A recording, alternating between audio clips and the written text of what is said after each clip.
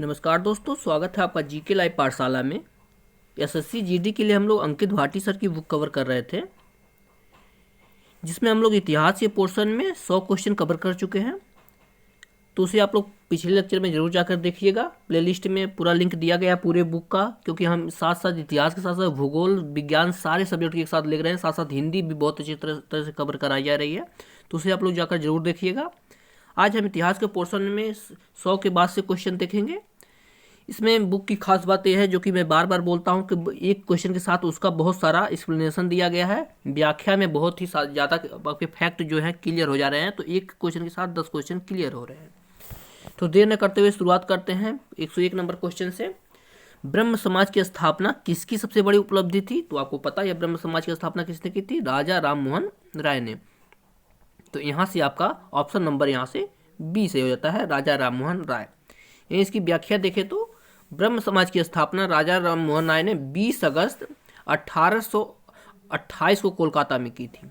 तो डेट आप लोग याद रखिएगा। आपको पता है, ज़्यादातर लोगों सबको पता है कि इन्होंने की थी, लेकिन सन भूल जाते हैं। तो 1828 में कहाँ पर? कोलकाता में की थी। आगे आपका स्वामी विवेकानंद ने रामकृष्ण मिशन की स्थापना की थी। यही स्वामी विवेकानंद जी की बात की जाए तो इन्होंने कौन सी की थी? रामकृष्ण मिशन की स्थापना इन्होंने की थी। आगे देखते हैं, भारत के मशहूर शहनाई वादक है। तो इसमें से कौन है जो भारत के मशहूर शहनाई वादक है? तो आपके ऑप्शन नंबर यहाँ से सी सही हो जाएगा। आपका बिस्मिल्लाह खान जो है ये है शहनाई वादक है। ये देखा जाए तो बिस्मिल्लाह खान भारत के मशहूर शहनाई वादक है। यही लतीफ़ खान मशहूर सारंगी वादक है। देखिएगा, इनका भी क्वेश्चन बार बार पूछा जाता है लतीफ़ खान जी के बारे में। तो यह क्या है? सारंगी वादक है लतीफ़ खान। यही रविशंकर, पंडित रविशंकर जी की बात की जाए तो यह है सितार वादक है। पंडित रविशंकर जी कौन है? सितार वादक है। अगला क्वेश्चन देखते हैं, प्लासी का युद्ध कौन से वर्ष लड़ा गया? तो आपको पता है प्लासी का युद्ध अंग्रेजों का एक निर्णायक युद्ध था। तो यह लड़ा गया था आपका 1757 में प्लासी का युद्ध लड़ा गया था। आपका ऑप्शन नंबर यहाँ से बी सही हो जाएगा, 1757। आगे देखते हैं, प्लासी का युद्ध 1757 में लड़ गया। यह युद्ध अंग्रेज और बंगाल के नवाब सिराजुद्दौला के बीच लड़ा गया था। किसके बीच लड़ा गया था? सिराजुद्दौला के सहित और अंग्रेजों के बीच लड़ा गया था। नेक्स्ट क्वेश्चन आपका, भारत का लौह पुरुष किसे कहा जाता है? तो भारत का लौह पुरुष आपको पता है वल्लभ भाई पटेल जी को कहा जाता है। सरदार वल्लभ भाई पटेल। यहाँ से आपका ऑप्शन नंबर डी सही हो जाएगा। इन्हें भारत का लौह पुरुष कहा जाता है। ये इसकी व्याख्या देखें तो वल्लभ भाई पटेल भारत का लौह पुरुष कहा जाता है। यही बाल गंगाधर तिलक को लोकमान्य की उपाधि दी जाती है। बाल गंगाधर तिलक को क्या कहा जाता है? लोकमान्य कहा जाता है। रविन्द्रनाथ टैगोर ने 1915 में मोहनदास करमचंद गांधी को महात्मा की उपाधि दी थी। तो महात्मा गांधी को महात्मा की उपाधि किसने दी थी? रविन्द्रनाथ टैगोर ने दी थी। इस बात को देखिएगा, और बहुत बार ये क्वेश्चन पूछा गया है। अगला क्वेश्चन देखते हैं, थोड़ा छोटा कर लेते हैं। स्वतंत्रता के बाद भारत के पहले उप प्रधानमंत्री कौन हुए? ये भी क्वेश्चन कई बार पूछा गया है। तो पहले उप प्रधानमंत्री की बात किया जाए तो ये थे आपके सरदार वल्लभ भाई पटेल जी ही थे आपके पहले उप प्रधानमंत्री। स्वतंत्रता के बाद भारत के पहले उप प्रधानमंत्री सरदार वल्लभ भाई पटेल थे। मोरारजी देसाई भारत के स्वतंत्रता सेनानी और देश के चौथे प्रधानमंत्री थे। यही मोरारजी देसाई की बात की जाए तो यह है आपके चौथे प्रधानमंत्री थे। जगजीवन राम भारत के प्रथम दलित उप प्रधानमंत्री थे। क्वेश्चन अगर पूछा जाए कि भारत के प्रथम दलित उप प्रधानमंत्री कौन थे, तो ये थे आपके जगजीवन राम जी थे। इस बात को ध्यान रखिएगा। ये चौधरी चरण सिंह जी की बात की जाए तो यह है आपके भारत के 5वें प्रधानमंत्री चौधरी चरण सिंह जी थे। तो क्वेश्चन कभी कभी पूछ लिया जाता है ऑप्शन देकर के कि इसमें से कौन है जो भारत के प्रधानमंत्री नहीं रह चुके हैं। तो ऐसे क्वेश्चन दिया जाता है, तो इस बात को ध्यान रखिएगा। अगला क्वेश्चन है, 1793 में जमींदारी प्रणाली किसके द्वारा शुरू की गई थी? तो आपको पता है जमींदारी प्रणाली आपके लॉर्ड कॉर्नवालिस द्वारा शुरू की गई थी। ऑप्शन नंबर यहाँ से बी सही हो जाएगा। और ये आपके 2 फरवरी को ये क्वेश्चन थर्ड शिफ्ट में पूछा गया है। 12 फरवरी को थर्ड शिफ्ट में क्वेश्चन पूछा गया था। ये इसकी व्याख्या देखा जाए तो कॉर्नवालिस द्वारा 1793 में जमींदारी प्रथा की शुरुआत की गई थी। कब की गई थी? 1793 में जमींदारी प्रणाली। रॉबर्ट क्लाइव भारत के ब्रिटिश साम्राज्य का संस्थापक माना जाता है। क्वेश्चन पूछा जाता है भारत में ब्रिटिश साम्राज्य का संस्थापक किसे माना जाता था? तो वो थे आपके रॉबर्ट क्लाइव। माना जाता है इन्हें ब्रिटिश साम्राज्य का संस्थापक। लॉर्ड कर्जन ने 1902 में भारतीय विश्वविद्यालय अनुदान आयोग की स्थापना की। तो लॉर्ड कर्जन ने किसकी स्थापना की थी? भारतीय विश्वविद्यालय अनुदान की स्थापना की थी। और कब की थी? 1902 में। ये भी आंसर आप लोग याद रखिएगा। आगे देखते हैं नेक्स्ट क्वेश्चन। वह एकमात्र पाकिस्तानी नागरिक कौन था जिसे भारत रत्न से सम्मानित किया गया था? तो आपको पता है ये कौन थे? आपके खान अब्दुल गफ्फार खान जी थे जिन्हें भारत रत्न से सम्मानित किया गया था। आपका ऑप्शन नंबर यहाँ से डी सही हो जाएगा 107वें नंबर क्वेश्चन का। आते हैं इसकी व्याख्या देखते हैं। खान अब्दुल गफ्फार खान एकमात्र पाकिस्तानी नागरिक थे जिन्हें भारत रत्न दिया गया था। कहाँ के थे? पाकिस्तानी नागरिक थे, दिया गया था। कभी कभी क्वेश्चन पाकिस्तानी न देकर के पूछा जाता है कौन से विदेशी थे, तो इन्हें की बात की जाती है। तो इन तो अलग चीज़ है, इसमें से ऑप्शन में के हिसाब से क्योंकि और भी विदेशियों को मिला है, लेकिन पाकिस्तानी की बात की जाए तो यही एक थे। खान अब्दुल गफ्फार खान को सीमांत गांधी के नाम से जाना जाता है। ये भी क्वेश्चन बहुत बार पूछा गया है। इन्हें कौन से नाम जाता है? सीमांत गांधी के नाम से जाना जाता है। और बादशाह खान भी इन्हें कहा जाता है। क्या कहा जाता है? बादशाह खान के नाम से भी जाना जाता है। बेनजीर भुट्टो पाकिस्तान की पहली महिला प्रधानमंत्री थी। बेनजीर भुट्टो की बात किया जाए तो ये थे भारत की पहली महिला प्रधानमंत्री थी। अगला क्वेश्चन देखते हैं। भारतीय जनता पार्टी जो कि बीजेपी की स्थापना किनके द्वारा भारतीय जनसंघ में निहित है? तो इनकी स्थापना किसने की थी? आपके श्यामा प्रसाद मुखर्जी द्वारा की गई थी। आपका यहाँ से ऑप्शन नंबर यहाँ से ए सही हो जाता है 108वें नंबर क्वेश्चन का। यही इसका आंसर देखें तो भारतीय जनता पार्टी की स्थापना श्यामा प्रसाद मुखर्जी द्वारा स्थापित भारतीय जनसंघ में निहित है। अटल बिहारी वाजपेयी भारत के 3 बार प्रधानमंत्री रह चुके हैं। आपको पता है बीजेपी से थे इन्हें, और ये भारत के कौन से थे? 3 बार प्रधानमंत्री रह चुके हैं अटल बिहारी वाजपेयी जी भारत के। लाल कृष्ण आडवाणी भारतीय जनता पार्टी के वरिष्ठ नेता हैं, आपको पता ही है। अगला क्वेश्चन देखते हैं। निम्नलिखित में से कौन विश्व विरासत स्थल नहीं है? तो यह हमें इसमें आपका आता है आदमगढ़ शैलाश्रम जो है वह विश्व विरासत में शामिल नहीं है। यहाँ से आपका ऑप्शन नंबर सी सही हो जाता है 109वें नंबर क्वेश्चन का ऑप्शन सी सही हो जाएगा। इसकी व्याख्या देखें तो क्या दिया गया है? आदमगढ़ शैलाश्रम विश्व विरासत स्थल नहीं है। यह मध्य प्रदेश राज्य के होशंगाबाद नगर में स्थित है। कहाँ पर स्थित है? आपका होशंगाबाद में है, मध्य प्रदेश के स्थित है। आगरा का किला जो है ये तो आपका है ही है। भीमबेटका की गुफा जो कि मध्य प्रदेश में ये भी है, और अजंता की गुफाएं महाराष्ट्र में, सभी विश्व विरासत में शामिल है। अगला क्वेश्चन देखते हैं। रजिया सुल्तान के पिता कौन थे? तो आपका पता है रजिया सुल्तान के पिता आपके इल्तुतमिश था।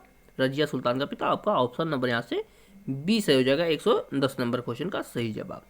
ये इसकी व्याख्या देखें तो देखते हैं क्या दिया गया है। रजिया सुल्तान के पिता इल्तुतमिश थे। मोहम्मद तुगलक दिल्ली सल्तनत में तुगलक वंश का शासक था। आपको पता है मोहम्मद तुगलक जो है दिल्ली तुगलक वंश का शासक था। बलबन दिल्ली सल्तनत में गुलाम वंश का शासक था। आपको पता है गुलाम वंश का शासक था एक मोहम्मद जो है बलबन जो है।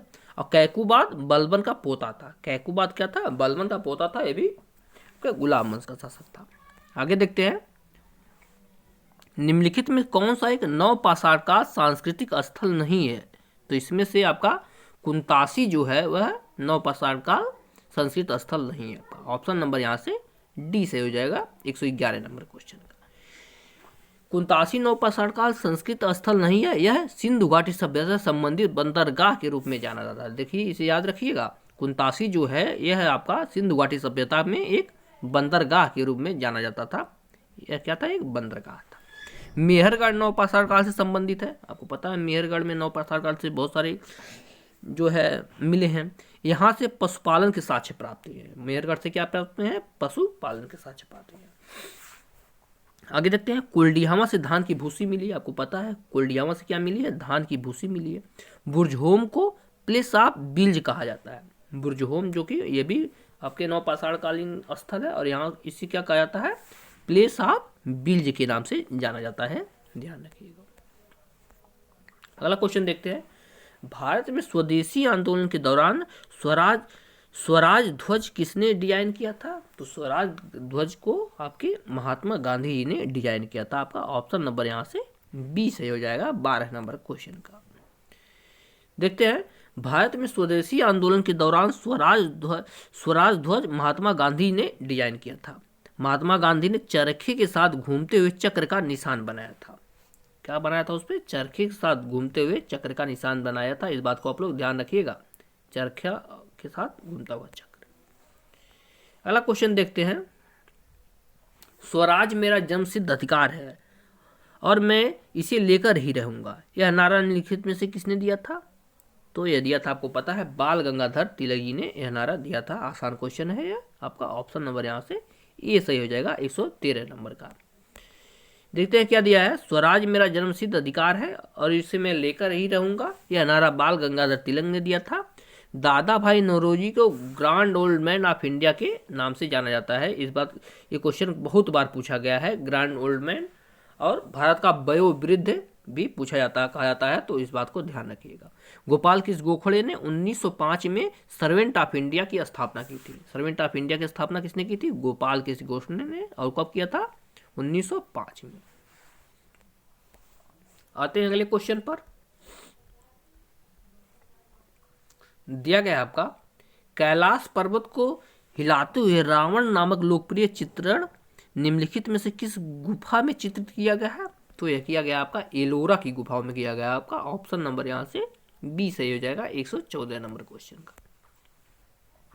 कैलाश पर्वत को हिलाते हुए रावण नामक लोकप्रिय चित्रण एलोरा की गुफाओं में मिलता है। यहीं अजंता की बात की जाए तो अजंता गुफा में मरलासन राजकुमारी का चित्रण मिलता है। मरलासन रूप में राजकुमारी का चित्र कहाँ मिलता है? आपका अजंता की गुफाओं में।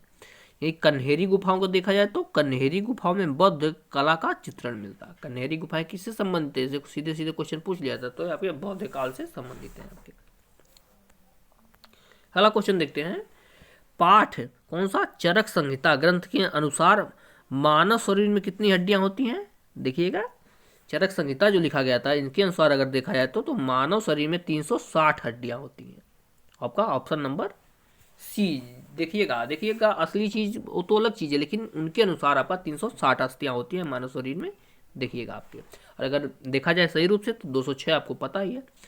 पाठ चरक संहिता के अनुसार मानव शरीर में कुल 360 अस्थियां होती हैं।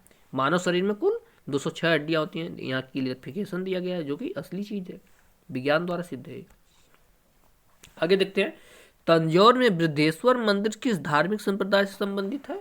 तो ये आपका शिव से, जिसे नायनार भी कहा जाता है, संबंधित। अलवार नायनार आप लोग पढ़ चुके हैं, तो उससे संबंधित आपका ऑप्शन नंबर यहाँ से ए सही हो जाएगा 116 नंबर क्वेश्चन का सही जवाब। इसकी व्याख्या देखें तो तंजौर में बृहदेश्वर मंदिर नायनार संप्रदाय से संबंधित है।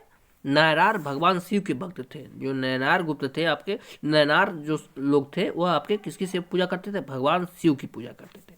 यही अलवार की बात की जाए तो यह बसरा धौर के मानते थे, भगवान विष्णु की पूजा करते थे आपके अलवार जो थे। आगे देखते हैं। आदि भक्ति आदि शक्ति की उपासना करने वाला संप्रदाय शाक्त संप्रदाय कहलाता है। जो आदि शक्ति की पूजा करते थे उन्हें क्या कहा जाता था? शाक्त संप्रदाय कहा जाता था। ध्यान रखिएगा। आप लोग प्लीज़ वीडियो को लाइक करते रहिए और चैनल को जरूर सब्सक्राइब कीजिए। आगे आपको ऐसे ही अच्छी क्लासेज मिलती रहेंगी। अगला क्वेश्चन देखते हैं। The long of to freedom निम्नलिखित में से किसकी आत्मकथा है? तो यह है आपकी नेल्सन मंडेला जी की आत्मकथा है आपकी। ऑप्शन नंबर यहाँ से बी सही हो जाएगा 117 नंबर क्वेश्चन का सही जवाब। ये इसकी व्याख्या देखो तो the long walk to freedom Nelson Mandela की आत्मकथा है। यही मार्टिन लूथर एक प्रसिद्ध धर्म सुधारक थे। मार्टिन लूथर की बात की जाए तो यह क्या थे कि एक प्रसिद्ध धर्म सुधारक थे आपके। अब्राहम लिंकन अमेरिका के 16वें राष्ट्रपति। अब्राहम लिंकन को आप लोग जानते हैं, अमेरिका के कौन से राष्ट्रपति थे? आपके 16वें राष्ट्रपति थे। आप लोग ध्यान रखिएगा, क्वेश्चन पूछ लिया जाता है। अगला देखते हैं। अडॉप्ट ए हेरिटेज अपनी धरोहर अपनी पहचान किसकी एक पहल है? तो यह पर्यटन मंत्रालय द्वारा शुरू किया गया है। आपका ऑप्शन नंबर यहाँ से बी सही हो जाता है। किसके द्वारा शुरू किया गया है? पर्यटन मंत्रालय द्वारा शुरू किया गया है। व्याख्या दिखाइए तो अडॉप्ट ए हेरिटेज अपनी धरोहर अपनी पहचान पर्यटन मंत्रालय की एक पहल है। भारतीय पुरातत्व सर्वेक्षण संस्कृति मंत्रालय के अंतर्गत आता है। भारतीय पुरातत्व सर्वेक्षण किसके अंतर्गत आता है? तो यह है आपकी संस्कृति मंत्रालय के अंतर्गत आता है। इसे भी आप लोग देखते रहिएगा। अगला क्वेश्चन देखते हैं, जातक कथाएं निम्नलिखित में से किस संप्रदाय से जुड़ी हुई हैं। तो जातक कथाएं आपको पता है भगवान बुद्ध से संबंधित है, तो यह हो जाएगा आपका बौद्ध धर्म से संबंधित है। आपका ऑप्शन नंबर सी सही हो जाएगा 119 नंबर क्वेश्चन का। जातक कथाएं बौद्ध धर्म से जुड़ी हुई हैं। जातक कथाएं भगवान बुद्ध के पूर्व जन्म से संबंधित कथाएं हैं। देखिए क्वेश्चन ये इसमें से सबसे इंपॉर्टेंट यही फैक्ट है कि जातक कथाएं जो है इसमें भगवान बुद्ध के पूर्व जन्म की बात की जाती है, जिस रूप में उन्होंने जन्म लिया था। आगे देखते हैं, शुद्धि आंदोलन के संपादक थे यानी संस्थापक थे। तो शुद्धि आंदोलन की बात की जाए तो इसके संस्थापक आपके स्वामी दयानंद सरस्वती जी थे। आपके ऑप्शन नंबर यहाँ से ए सही है, इन्होंने ही आपकी शुद्धि आंदोलन की शुरुआत की थी। देखते हैं इसकी व्याख्या। शुद्धि आंदोलन के संस्थापक स्वामी दयानंद सरस्वती थे। ये राजा राम मोहन राय की बात की जाए तो राजा राम मोहन राय को भारतीय राष्ट्रवाद का पिता कहा जाता है। राजा राम मोहन राय को क्या कहा जाता है? भारतीय राष्ट्रवाद का पिता कहा जाता है राजा राम मोहन। स्वामी विवेकानंद ने रामकृष्ण मिशन की शुरुआत की थी, इसे आप लोग पहले पढ़ चुके हैं। आगे देखते हैं, गोल गुंबद कहाँ पर स्थित है? तो गोल गुंबद आपके बीजापुर में स्थित है। आपका ऑप्शन नंबर यहाँ से ये सही हो जाएगा 121 नंबर क्वेश्चन का। बीजापुर में गोल गुंबद स्थित है आपके। इसकी व्याख्या देखिए क्या दिया गया है। गोल गुंबद बीजापुर में स्थित है, आपको पहले ही बता चुका है। आगे देखते हैं, चार मीनार हैदराबाद में स्थित है। ये भी पूछा जाता है स्थल और कहाँ पर स्थित है, क्वेश्चन ज्यादातर आते हैं। तो चार मीनार की बात की जाए तो ये आपके हैदराबाद स्थित है। यही दौलताबाद प्राचीन नगर नाम देवगिरी है। दौलताबाद का प्राचीन नाम क्या है? देवगिरी है। आपको पता है उन्होंने बदला था, किसने बदला था? आप लोग जरूर बताइए कमेंट में कि किसने देवगिरी को दौलताबाद किया था। आगे देखते हैं, बीदर कर्नाटक राज्य का एक प्रसिद्ध जिला है। यही बीदर की बात की जाए तो एक कर्नाटक राज्य का एक प्रसिद्ध जिला है, इसे भी देखिएगा। आगे देखते हैं, पंडित भीमसेन जोशी शास्त्रीय संगीत की किस परंपरा से जुड़े हुए हैं? तो यह हिंदुस्तानी शास्त्रीय संगीत से जुड़े हो गए हैं आपके। ऑप्शन नंबर बी सही हो जाएगा 122 नंबर क्वेश्चन, वही व्याख्या में दिया गया है। आगे देखते हैं, करो या मरो भारत के किस प्रसिद्ध आंदोलन का नारा था? तो करो या मरो का नारा आपके भारत छोड़ो आंदोलन के दौरान दिया गया था। आपका ऑप्शन नंबर यहां से सी सही हो जाएगा 123 नंबर क्वेश्चन का सही जवाब। देखते हैं, करो या मरो का प्रसिद्ध नारा महात्मा गांधी जी ने भारत छोड़ो आंदोलन के समय दिया था। पहले तो याद है करो या मरो का नारा किसने दिया था? ये दिया था आपका महात्मा गांधी ने दिया था। कब दिया था? भारत छोड़ो आंदोलन के दौरान दिया था। आगे देखते हैं, असहयोग आंदोलन को महात्मा गांधी ने 1 अगस्त 1920 को चलाया था। असहयोग आंदोलन कब चला था? 1 अगस्त 1920 को चला था। और किसने चलाया था? महात्मा गांधी जी ने चलाया था। देखिएगा। आगे देखते हैं, रॉलेट आंदोलन 1919 में चलाया गया था। रॉलेट एक्ट आपको पता ही है, तो यह कब चलाया गया था? आपका 1919 में चलाया गया था। यही सविनय अवज्ञा आंदोलन की बात की जाए तो यह फरवरी 1930 में चला था। महात्मा गांधी जी ने इसे भी चलाया था आपका फरवरी 1930 में, सविनय अवज्ञा आंदोलन। अगला क्वेश्चन देखते हैं, निम्न में से किसने राज दरबार में सिजदा और पोबोस की प्रथा शुरू की थी? पोबोस क्या होता है? सम्राट के पैरों को चूमना होता था। सिजदा होता है उसे साष्टांग प्रणाम करना यानी लेट कर प्रणाम करना। तो इसकी शुरुआत किसने की थी? इसकी शुरुआत गयासुद्दीन बलबन ने की थी। किसने की थी? बलबन ने। आपका ऑप्शन नंबर यहाँ से ए सही हो जाएगा, बलबन ने की थी। देखिए इसकी व्याख्या, गुलाम वंश का शासक बलबन सिजदा और पोबोस की प्रथा शुरू की थी। ये तो यही क्लियर हो जाता है। आगे देखते हैं, अलाउद्दीन खिलजी ने अपने शासन में बाजार नियंत्रण नीति लागू की थी। अलाउद्दीन खिलजी ने क्या किया था? बाजार नियंत्रण लागू किया था इसने।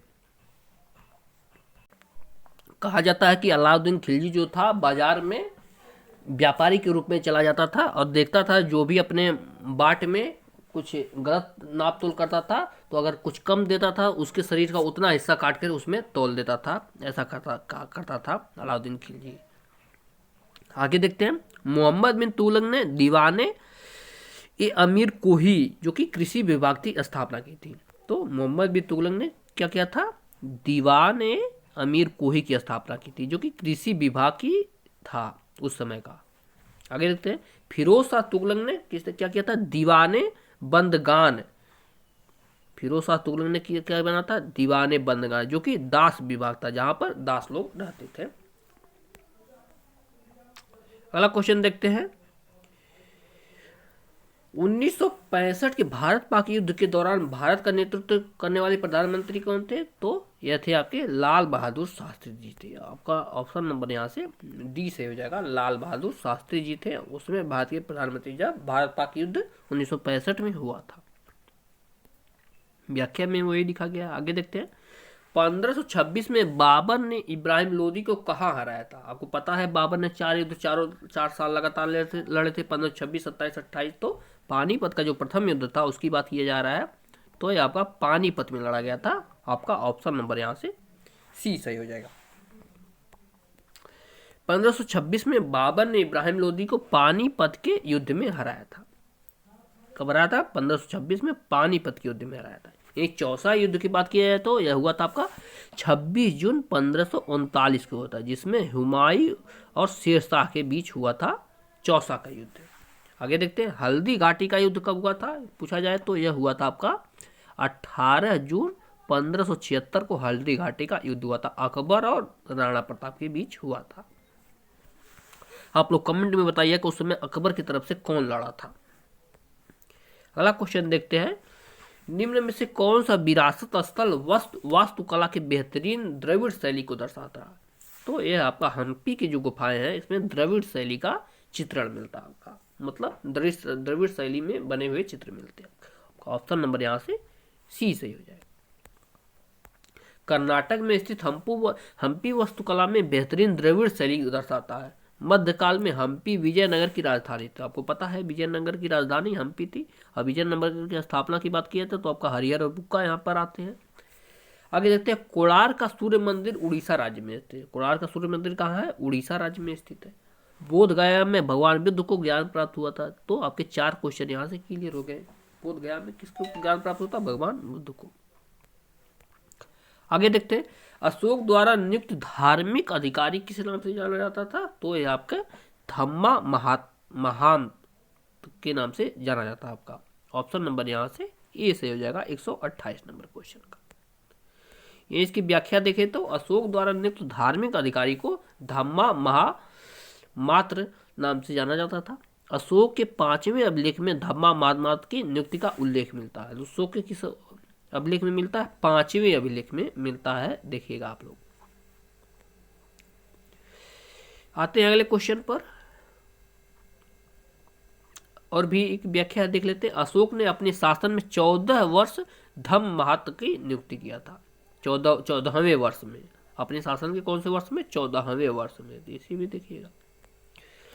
आगे देखते हैं, श्रृंगारिक मूर्तियां वाली वास्तुकला की नागर शैली के लिए कौन सा मंदिर प्रसिद्ध है। आपको पता है द्रविड़ शैली, नागर शैली और बेसर शैली तीनों है आपके। द्रविड़ जो है दक्षिण भारत की, नागर उत्तर भारत की, और बेसर शैली जिस पर दोनों की खूबियां मिलती है। बेसर शैली तो इसमें नागर शैली की बात की जाती है तो आपके खजुराहो का जो है वहां पर मिलता है। देखिए व्याख्या को, श्रृंगारिक मूर्तियों वाली वास्तुकला की नागर शैली के लिए खजुराहो मंदिर सुप्रसिद्ध है। हम्पी और मिलासी द्रविड़ शैली के मंदिर है। यही हम्पी की बात की है तो दक्षिण भारत में द्रविड़ शैली की बात हो गई। अगला क्वेश्चन देखते हैं, ताजमहल के प्राकृतिक बीबी का मकबरा कहाँ पर स्थित है। बीबी के मकबरा की बात की है तो यह आपका औरंगाबाद में स्थित है। आपका ऑप्शन नंबर यहाँ से डी सही हो जाएगा। ताजमहल की प्रतिकृति यानी बीबी का मकबरा जो है एकदम ताजमहल की तरह ही बनाया गया है, औरंगाबाद में स्थित है। बीबी का मकबरा मुगल बादशाह औरंगजेब ने बनवाया था। बीबी का मकबरा किसने बनवाया था, औरंगजेब ने बनवाया था। चंदनगर फ्रांस का उपनिवेश था। चंदनगर की बात की जाए तो यह आपका फ्रांस का एक उपनिवेश था जो 1950 में भारत में मिलाया गया। कब मिलाया गया, भारत में मिलाया गया आपका 1950 में। तो आज के लिए यहीं पर समाप्त करते हैं। 30 क्वेश्चन अच्छा रहेगा, इसे आप लोग 2 से 3 बार देखिएगा, आपको पूरा रट जाएगा। आप क्वेश्चन इतिहास से इससे अधिक आएंगे नहीं इससे बाहर। तो आप लोग इसी बुक को पूरा कवर करिए साथ में मेरे। प्लीज़ वीडियो को लाइक करते रहिए और चैनल को जरूर सब्सक्राइब कीजिए। मिलते हैं अगले लेक्चर में, तब तक के लिए धन्यवाद।